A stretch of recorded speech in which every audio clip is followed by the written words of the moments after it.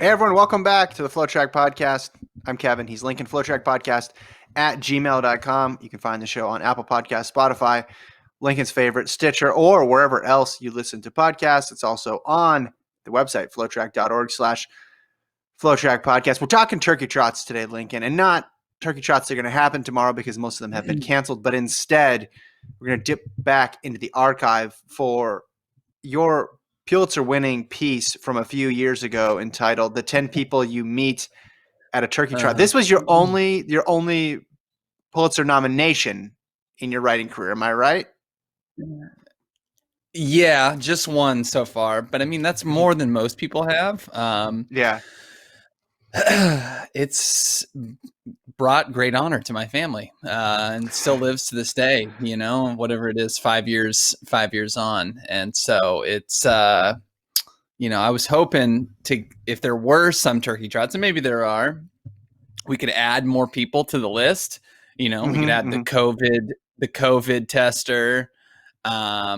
Possibly the stop the count protesters going on. I mean, there's more people that could be involved 5 years on that I didn't think of back in 2015. So you had 10 originally. I've come up with 3 on my own, and mine are not specific to 2020. I'm gonna do them at the end because I don't want to be compared to your work of art that you've put out here. I went back, I read this last night, and I got to say, I was wondering, has it aged? And I'd read it at some point, I'm sure. When we started working together, I'm like, I told the intern when you got hired, I said, get me all this guy's clips. I need the briefing book on Shrike, stat. And at the top of the list was this story. And I got to say, it more or less held up. That you got a laugh out of me on a couple lines here throughout. Yeah. And I thought that was well done. I'm sure there's stuff that you would change or punch up now that you are, you've evolved a little bit as a writer and as a turkey trot thinker. But I got to say, Lincoln, I think it held up 5 years later, which you can't say about a lot of writing. Yeah. And just a broad view. I mean, the turkey trot is a fun tradition. It's a fun thing to, in all the whole scope of everyone doing it, from the people who run cross country who are still in really good shape coming off cross country season and can rip a fast road race, to, I mean, we'll get into all the different people, to the people in costumes, to the people who literally the only time they run all year is the turkey trot, to, I even had buddies who would sign up for the turkey trot and then drink too much the night before and then not actually go to the race, but then still have the shirt because they went to packet pickup. So the packet pickupers, that's a smaller population, but people names we could add for sure. Well, you don't meet them. The word here is meet, and you don't meet just the packet pickupers because they're just going to pick up the packet. They're asleep. They're in the playing touch football and someone tearing an ACL at 1 p.m. group. They missed the 8 a.m. run. They're in that second wave. In this article, you mentioned your hometown, Springfield, Missouri. They have an annual turkey trot, and you said they get about 8,000. That's a pretty good sized race. I know the one out here in Austin gets about 20K. Yeah, and I've done both. Obviously, the Springfield one I've done, and then in Austin, I ran in, I believe, 2016, and it was a lot of people, and it's 5 miles. Yeah. It's not a 5K. So it's my first 8K turkey trot, and I didn't know up until I think when I moved here, which is I guess some ignorance, that there are some races, quite a few races that are longer than 5K. I mean, you assume all turkey trots are 5K, which for the most part they are, but there are a lot of Turkey Day races that are 5 miles and maybe some even longer than such. So yeah, and I have good memories from the time we did the turkey trot in Austin. We had a stroller, and they made us start in the back, and both my wife and I ran in college, and we weren't in shape to run like what we would have been in college by that point, but it had only been a few years, and we started running and we got competitive, so our first mile was like an 8-minute mile, and then all of a sudden we're running 6:0 pace, and we clipped somebody and somebody fell, and because we had a stroller.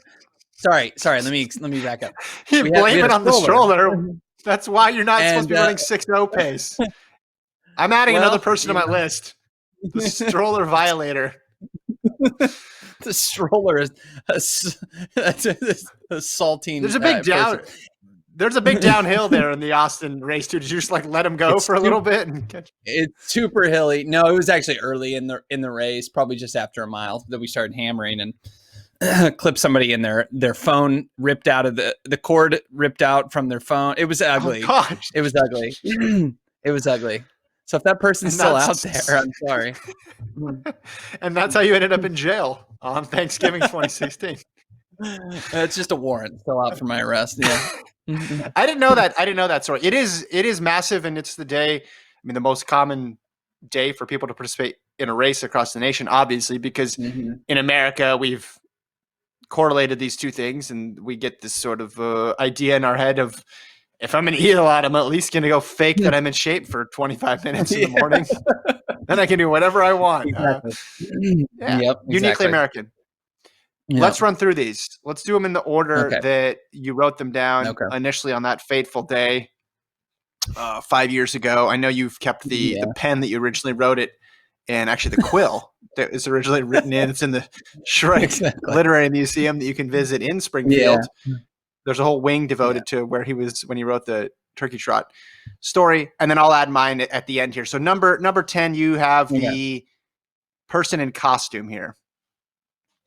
Yeah, and more specifically, the turkey costume guy, or it can be a girl. Although in my experience, it is typically a man who is willing to shame himself down to this level by wearing a turkey. And in our race, there would typically be, they would put some of the turkeys up front, and they would sprint at the very beginning. And I think I probably I think I have this at some point. It's been a while since I read this, but I wrote here, expect to see a few of these birds sprint to the lead in the first 100.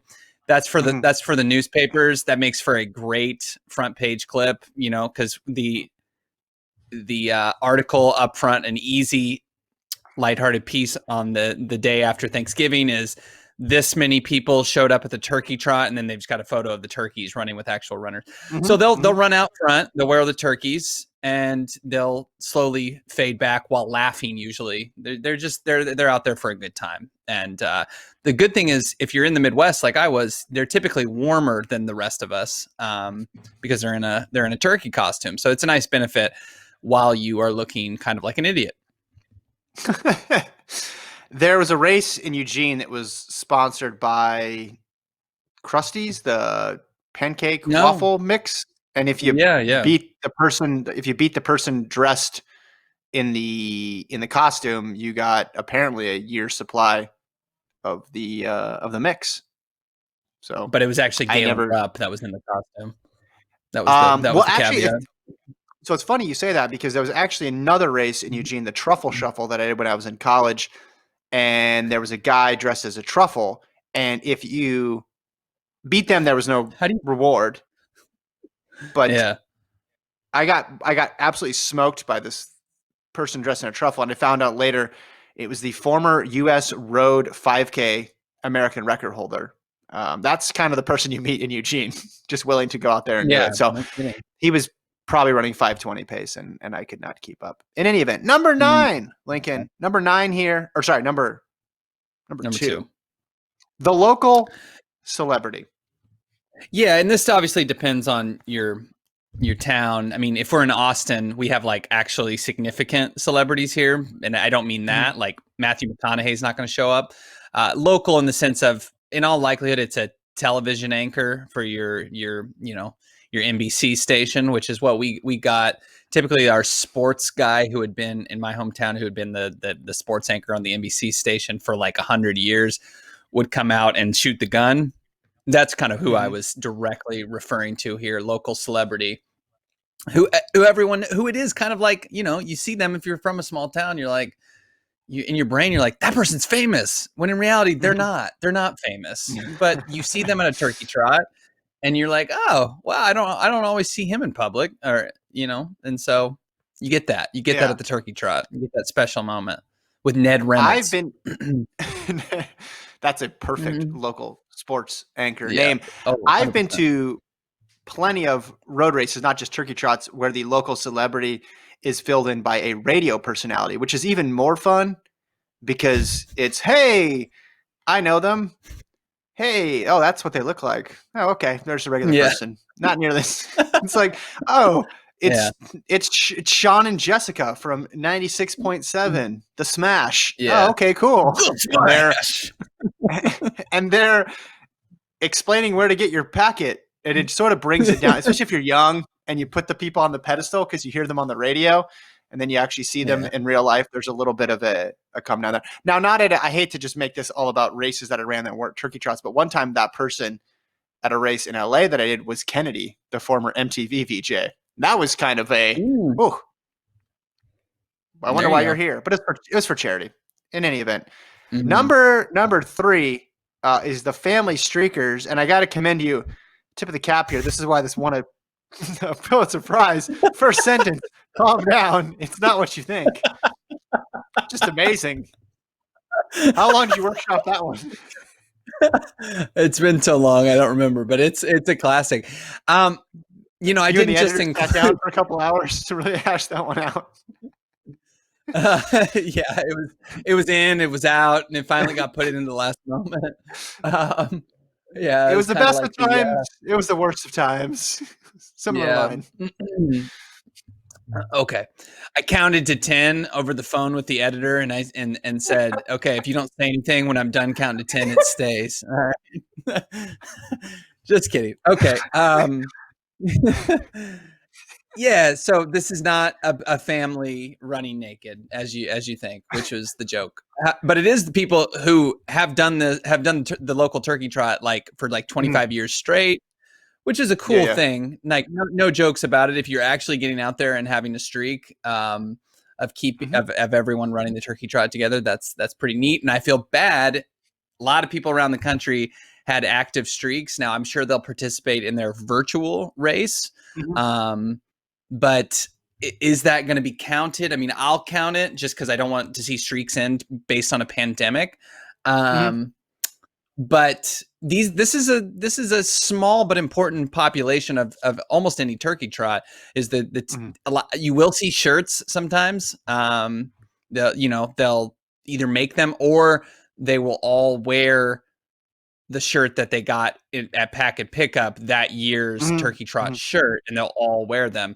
It's a classic. I've seen families where amongst the population you have like people wearing jeans at the turkey trot. I mean, there's no time that they need to hit here. It's you're coming in an hour 20 for 3 miles. It's fine. It's just all about finishing. Mhm. I think those people, if they're committed enough for the streak, they're committed enough to participate in the virtual offering this year. Yeah, So the streak will continue.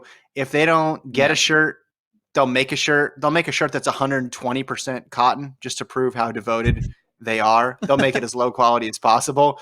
But the yeah, streaks live on, I think. If you don't run one yeah, this year, your streak goes on. It does not count yeah. this year. Okay, that's good. That's an important PSA for trotters out there. Yeah, I'm making the decision. Now we come to number 4, which is my favorite one of the entire list. Your teammate, well, it should say your teammate who PRs. You wrote that PRs, but that's okay. That PR. That There's the we didn't get past editing on that one. yeah, that yeah. tell me, Yeah, tell me more about the teammate here who PRs. yeah, I don't know why I wrote your teammate. I mean, I guess it can't be yourself, so you're meeting this person. It's not, it can't be talking explicitly about yourself, but I think I was referring to myself as I say in the first line. I've been this guy before. Again, late November for some people, cross country. I mean, for some people, if they're really good, obviously they just had NCAAs if they're in college. And if you're in Mhm. high school and you're fortunate to make it to national championships, you either just ran or no, I guess you wouldn't have run yet if you're going to NXN or Foot Locker. But You're in not any running. case, Do not run a yeah, turkey you trot probably if you're signed up for an yeah XN. yeah. In any case, most people who are running cross country are still in very good shape, and a lot of times, if your season ended in high school in mid November with your state championships, you've run that race and you've taken some time off. So the irony is that you're actually really nicely peaked for the Turkey Trot, and turns out you can run faster on concrete than you can run on grass. And so you will surprise yourself by ripping a very fast 5K and being like, where was that during cross country season? I, in college, one of my best career races was at I was trying to think, I could look it up. It would have been either the 2011 or 2012 Turkey Trot. I can't remember. But yeah, I got 12th in the Turkey Trot, which doesn't sound very good for Springfield, Missouri. But a lot of college kids are in town. We had some guys that would run at Tulsa, and so we had some dudes in town that could run right around 15 minutes. And I got 12th one year, and it was just like way better than anything I had done during the cross country season. So you feel good, but then also kind of bad because you're like, man, I guess I was like either overtrained or just like was perfectly training all summer for this Turkey Trot. It was maybe a little wasted effort. I think part of it too is the lack of pressure that you feel in a Turkey Trot setting, and maybe a little bit of redemption on your mind because your regular season didn't end that well. And that's the other part about your friend who PRs at this Turkey Trot. They're the ones who, they didn't end the season very well, and they got really angry, and they thought about it for a couple weeks, and they said, if I could just have one more shot. Now, their shot comes in the form of a race against people dressed in turkey costumes. So it's not the redemptive quest that they feel like it is. It's not that important, but it's better than going out there and laying another dud. But I know for me, whenever I did the old postseason PR on Leftover Fitness, it was purely because there were no expectations and I couldn't choke massively like I had in the important race. It's a good point. And I do think, if you're in college and you're running 8 and 10K on hilly terrain and grass and spikes, the freedom of running in flats on concrete for only 5K. I remember that one year I ran really well. I did not feel any fatigue until about 2.5 miles in. I was like, I'm the fittest human on earth. What's going on? I mean, I wasn't winning the race, but I was like, I finally unlocked this. I figured out running. It's really, while I was running 16:30, it wasn't like anything phenomenal, but still felt good. It was a good day for me overall, Yeah. I think it's just the expectation game there, and you just have one little mental trick in your head, and then that's enough to get into the finish line, and maybe in certain circumstances, a $25 gift certificate to a out of business running store in your local city. Yeah, exactly. Yeah, it's a sad time. Yeah. I mean, that literally happened to me. That I'm not making an oblique reference there. It's literally the store went out of business, or you get these gift cards, and it's like a lot of times you don't use them, especially if you're from out of town. It's like you're going to go to Bill's Run Hut in Hutto, Texas. No, you're not going to do that. You're not going to drive off because it's always. I never was good enough to get the $100 card. Right? You're going to drive that far to spend $25. Here we go. Probably. Let's keep it moving now. Yeah. Number 5, hungover dude. I think you spoke up. Well, you mentioned them a little bit in terms of the people who don't actually run the race, but you're talking about the person who ends up actually making their way to the starting line. Yeah. So there is the other side of the coin of the people who are, sign up. They're eager. They think it's going to be, they're going to be ready for it on Thanksgiving. You wake up and it's 15 degrees and you're dizzy and you barely made it to the bathroom. And a lot of people will turn around and say, no, I'm willing to burn that $20. Some people though are like, no, I have to, I said I was going to do it and I'm going to do it. So you show up and you feel terrible. And, you can usually see those people looking like they want to be anywhere else. Because you got the crops of, you got the people in the singlets and shorts that are actually racing it. You got the families who are happy to be there and chatting amongst themselves. And then you kind of scan the crowd and you're like, where is the guy who looks lost, like he's waiting on a bus that's never going to come? Oh, there he is. That's the hungover guy, the guy who celebrated Thanksgiving the night before and was hyping himself up at the party, like I'm doing the Turkey Trot, and almost didn't make it, but he's there. He's there, and he's gonna make it to the finish line. Average time about 45 minutes for this group. So they're not like walking the whole time, but it's certainly a hungover effort. Mm-hmm. And one of them out of the group somehow PRs too, depending on how bad there's. No, just kidding. This whole time, that's all I needed. Okay, number 6, Lincoln. Number 6, the mayor. Yeah, the mayor. Right. And this is aged in some areas poorly. I just showing my, I don't know what you want to say, not ignorance, but I said the mayor in the first line, similar to the local celebrity, but the mayor distinguishes himself. It could also, the mayor can be a she too. I just want to apologize for my actions as a 24-year-old, acting like the mayor exclusively had to be a man. Sorry about that. But yeah, you can definitely meet the mayor at your Turkey Trot. And the mayor back in the day in 2015, I would say, was less of a visible character than maybe mayors are now. Now low-level government members are having to decide U.S. elections. So, maybe this person is more famous now than they are then. I mean, if you're in South Bend, you got Mayor Pete. If you're in New York City, you got de Blasio. I mean, so you could have some legit celebrities here. However, in my town, we, for the most part, always used to joke in the town that no one actually knew what the mayor looked like. And it was a conspiracy of, is this job actually filled? So usually they would announce it that, oh, it's mayor whatever here. And it's like, oh, that's what that guy looks like. And that's literally what we would be like, oh, that's what that person does. Because it was more of a, just a, I don't know, a bureaucratic position that didn't actually do a whole lot. It's like a PR position, which maybe the most part is what a mayor is. But yeah, in the end, that's what it was. It was, you'd like find out what the mayor looks like this year. Okay, there he is. I looked up the current mayor of Springfield, Missouri, and it does go to your theory that they may not be a real person, because this is the most witness protection name I've ever heard. Ken McClure. I'm gonna click on the image tab just to see if it's a bunch of people with fake sunglasses and a mustache. Okay, well, there he is. He's on Google Images. Yeah. The Austin Turkey Trot that I did several years ago, I've done it a bunch, even before I moved to Austin, because I had family out here. Rick Perry was at the start. Governor Rick Perry. So we had the governor. I'm sure the mayor might have been running the race too. So we had multiple politicians in effect here. Yeah, I do like the line that you put here. You find yourself saying, oh, that's who the mayor is, probably before forgetting their name within seconds. Number 7, I got to say, number 7 did not resonate with me because I never had it happen.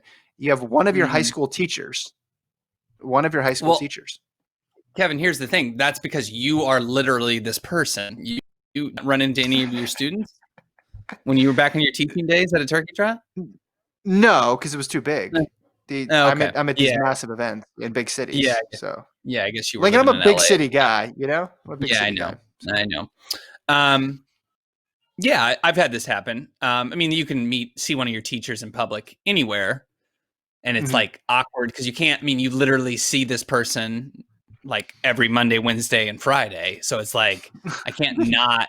But it's like super like there's this layer of like authority to pupil type thing that's evaporated when you're in public, and it's like super awkward. So that's not exclusive to Turkey Trots, but I've seen several teachers like with their spouses, and it's like, wait, somebody agreed to marry this person? Like what's going on? This is weird. So yeah, you can run into your teachers, and if you're post college or post high school, which I think I said, it can be really weird. Like, you don't know if your teacher still recognizes you like 5 years later, and they probably do, but you can maybe pretend like they don't, and like you've forgotten. Now I don't live in my hometown, and now I could, it's been 15 years, so it would be easy to get away with. But at the time, you're just really looking to not run into your high school teacher if you're running the Turkey Trot. It's just, you just don't need that while you're trying to run a PR in a meaningless race. All right, number 8, your arch rival. It says, if you ran in high school, there was always that one guy who you hated to lose to. And now here you are both for the annual Thanksgiving showdown. Call it a Turkey Trot, but this might as well be an Olympic final, Lincoln. Yeah, again, Pulitzer. This isn't fighting for the win necessarily. It's just like that guy that's just, you were always neck and neck with for whatever reason. Maybe in high school, maybe it was your teammate in high school, maybe it was somebody from across town. Who knows who it is, but that may be your motivating factor here to really give this your best effort. Because if you're running this as a serious runner, you don't, it's hard to belong to any of the other categories. Even like if you're going to dress up in a turkey, you're still going to want to try to run fast. Like we would have kids like on my team that would run like 22 minutes and be like, why did you show up? Like you're still going to have to run. You're going to still have to run today. Like for me, like this was a workout, and now I don't have, I can cool down and be good. But typically you're going to, if you have somebody who you're going to compete against, it's this unspoken thing, or an arch rival, it's an unspoken thing that it's on, like Donkey Kong for the Turkey Trot. And you may run into that person, and that may, allow you to run that PR that you can explain away as accidental and shameful, when in reality you're just so pumped about it that you PR'd and beat this person that it's actually a bigger deal than anything you did in your college season. And I did have this line that I thought was pretty good. The arch rival is one of the main causes of the Turkey Trot PR, which you'll gladly embrace if it means out kicking his sorry butt. Exactly. I mean, I couldn't, 5 years ago, me couldn't have said it any better. That's it. It feels good to beat your arch rival, even when the stakes are so low. You have another good line here. This is turned into the Lincoln Good Line podcast about number 9, where you have the pilgrim, and you talk about them being dressed up in a costume, much like the turkey. But you said honoring the legacy of that first Thanksgiving means running a 2:20 first 800 and walking the rest of the way. That's good. That's funny. I laughed at that. I mean, it's yeah. There are some good ones in here. None of this was like, I've, as you can probably tell, none of this is just me like thinking of random jokes. It's like literally just drawing from experience for the most part. Yeah. And there would always be like the turkeys, it seemed like, would run the first 100 really fast and then they're gone. But there would be that random guy, and it's not always people dressed up as pilgrims, but there was one time a guy dressed up in a pilgrim costume that lasted longer than most people. And I'm like, man, this guy is like up there. Like I'm getting my butt whooped because he's, running 440 pace for the first, and then all of a sudden, like absolutely craters after, because then the lactic hits. And so the pilgrim, not only should be shamed historically, but then they suffered the shame of having to walk the next 2.5 or 2.6 miles after embarrassing themselves by going out way too hard. So yeah. This one is just drawing specifically from experience. But even if you're not dressed up in a costume, there is always that like random person that you're like, oh, did I miss this really good person? Because like I would go through like and see everybody who was there. Like we had one guy that would typically win every year. I mentioned the Tulsa guy. His name's Danny Thader. And, he ran like 408 in high school. And so like, he was like, oh, Danny's here. Okay. So Danny's going to win. And so I'm like trying to figure out like where everybody is. And like, I could usually be like, okay, I know what place I'm going to probably get. And then like when that hierarchy would be busted for the first half mile, you're kind of freaking out. Like, who is this guy? What's going on? And then all of a sudden, oh, it's a pretender. They ran the first half mile really fast and then they completely died. So one year that was a pilgrim for me. And it's always a shame because you're like, oh man, if that person actually trained, I mean, they might actually be a good runner, but instead they're just like being a joker and just being a, half-mile hero. Yeah. You're touching on one of my characters that I'll get to in a second here. But let's get to your last one. Number 10, the guy who asks how long the race is. Yeah, it may not, again, this is direct from experience. This is, I think, people being facetious, if you will. But there would always be, I've heard people say, how long is 5K at the Turkey Trot? Like that's a fun mystery to encounter, like not knowing how long you're about to run. And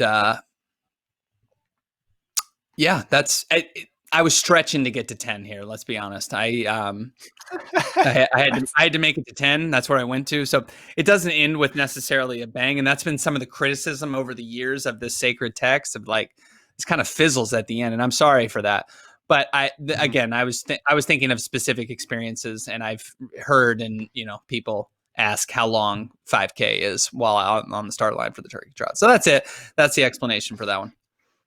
Who levied the criticism? Was it when it got reviewed by the New Yorker, or was it somebody else? People in the Facebook comments,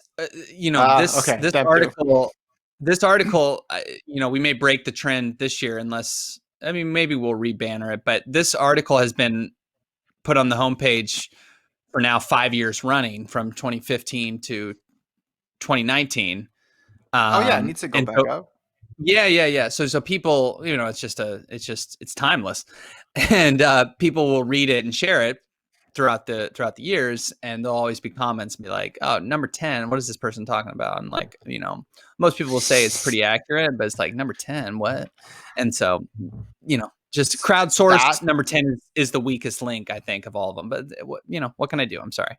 Well, I have 3 here. Maybe one of them can sub in, because you want to run all the way through the tape. And it sounds like on this one, you didn't think it would become as big of a deal. So you had a really strong 9, coasted across the finish line, and then people called you on it. So here are my 3. And a lot of the stuff you've kind of touched on.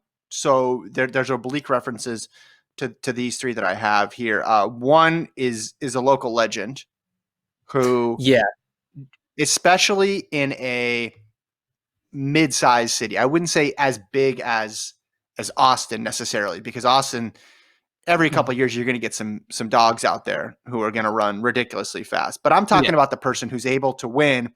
And this person is, if it's a man, they're in like 15-20 shape when they're 26. And then when they're 31, and now you don't even know how old they are. They could be 35, they could be 42, but they just perpetually win the local race. Have you run into that person as well? Yeah, and I haven't. So it's funny you mentioned that, and I didn't say anything because I thought maybe some of your additions would touch on this, and you hit it right away. When I posted this article, RJ McNichols reached out to me. RJ, who we sometimes work with on FloTrack, a video editor. Shout out to RJ. He mentioned some form of the local legend. Like, how was he not included in this? So it's one glaring error, and you noted it right away. So applause to you. Yes, typically, like, we had locally a guy who was, when I was running, it was in his 40s and still was able to run low 16 minutes. And in the past, in the 90s, was like winning every single road race. So a little bit past his prime when I was running, but yes, that person would be like still, this, that, and the other Masters record. So we had that person as well. Yes. Yeah. And their quads are usually massive, and they're dressed. They're not too matchy in how they dress, because that's a red flag for a newbie out there, but they match enough to let you know, oh, this person is completely legit. I guess on the women's side of things, someone running low 17s year in and year out would do the trick. My next one here, I went a little bit in a different direction here, but because they're not running the race, but you definitely meet them or hear them at the Turkey Trot, and that's the band that nobody cares about playing covers. Yeah. Like the Pond Scum or something. They got some name like that. That's like they thought it was gritty at the time, but it just sounds like really lame. Like totally, and like the MC like pumps them up like everyone locally loves them, and it's like, yeah, no one cares about their cover of Hotel California. Like it's I know exactly what you're saying. No, it's 100%. Yeah. You applaud them if it's cold and they're like, you got guys out there banging drums when it's like 22 degrees and like that can't feel good, but otherwise they're just mostly ignored. So yeah, usually I think this is how I've never organized a race, but I think what the race organizer does is they have the budget, they figure out what they need, then like, okay, this is left over for the band. Let's call this first prospective band. They call them up. They say, hey, are you Pond Scum? And they're like, yeah, we're Pond Scum. Are you guys available on Thanksgiving morning? Sure, yeah. Can you do Kiss covers by chance? Yes. Okay, you're hired. That's it. Be there at 6:45. And can you play really loud the entire time? I mean, yeah, sure. Like absurdly loud. And the thing is this is depending on how the race course is structured, you're not really ever going to hear them except the last 100 meters. And the last 100 meters, all you hear is just cymbals, just nonstop cymbals. And then afterwards, if it's a place you've grown up in, you want to talk to people. You want to see people. Maybe it's been a while. You want to catch up with and they're just jamming on the guitar, telling you that they want to rock and roll all day and party every night. And you're just, can we like chill? The race has been over for 15 minutes. I want to talk to some people, and they're just still going at it. Yeah, that's a good one. That's definitely would have been that had the potential to be a good number 10 if we would have put it there. Absolutely. No, when you were explaining that, I could hear just insanely loud, like drums. And then like, you know, the PA person will like say something over the top. At some point when I was running,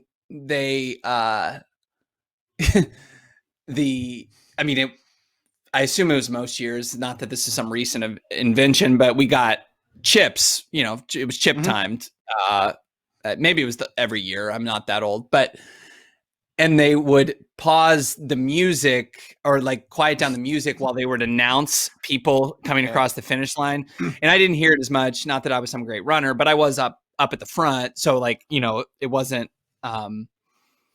them saying names every 2 seconds, but it would be like, you know, Lincoln Shrike cross from Springfield 19 cross the finish. So like, but when it got to like the mass group of people, it was way too much. They were just saying like, you know, Paula Smith from Buffalo is, you know, it's just, and it was just like, you know, that was in place of the band singing, you know, a Kiss cover. I didn't know why there needed to be a play-by-play person talking about Paula from Buffalo, but there's just so many random things. I do like it when the band though has the job sometimes of the MC, because either the MC didn't make it or maybe the race director decided to save a few bucks. So just 2 seconds after screaming "Free Falling" by Tom Petty, they're like, awards were starting in like 6 minutes, man. Yeah. I have 9-year-old Dylan here. He's looking for his mom.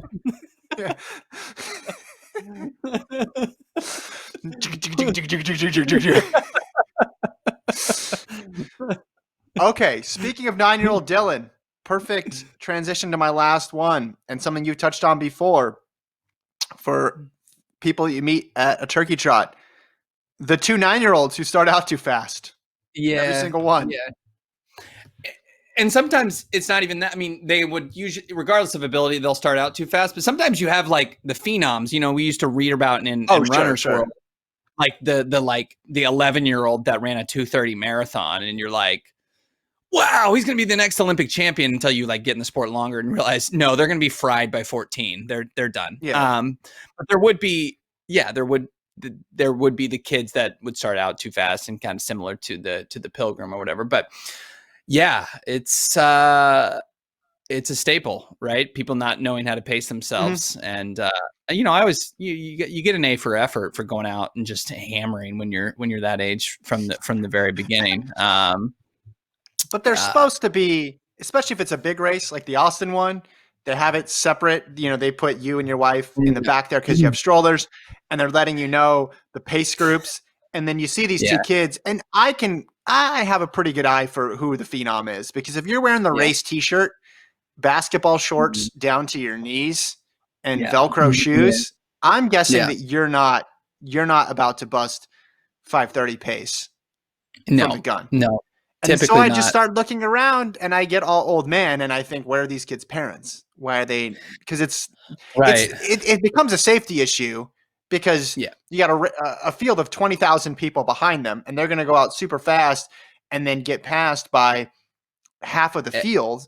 Yeah. And it's nuts. It's just nuts. And that's why I think them and the stroller people need to be towards the back. But some stroller people try to get a little too aggressive and end up starting a citywide incident. The statute of limitations expires for that. It's pretty soon, so we're excited. Yes. No, absolutely. In the criminal justice system. Yeah. More strollers there. Let's see, what was I? Yeah, that's the thing. Usually, most people respect the hierarchy of the race. You get your shorts measured on the start line and be like, okay, your shorts are well above your knee. You're good to stay up here. But some people don't, and they start out way too fast. And it can be a little bit of a hazard when they're going backwards and people are weaving through them. Because just because you're not starting in the first wave doesn't mean you're not trying to get a PR. It's not everybody. Yeah.